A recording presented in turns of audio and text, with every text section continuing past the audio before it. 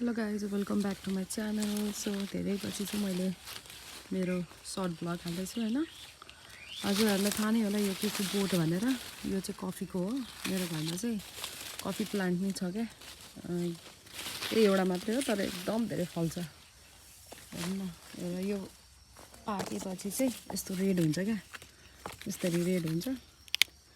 अनि यो चाहिँ खान नि मिल्छ यत्तिकै। यसको टेस्ट चाहिँ यस्तो गुलियो हुन्छ क्या।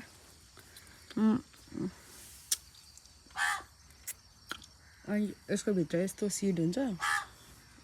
अनि यसलाई नै रोस्ट गरेर चाहिँ कफी बनाउँदो रहेछ क्या। तर हामीले यसको कफी बनाउँदैनौँ, यो धेरै जसो चराले नै खान्छ।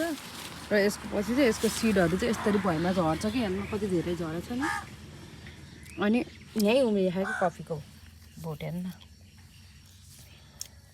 हजुरहरूलाई चाहिँ कफीको बोट चाहियो भने चाहिँ कमेन्ट गर्नु है।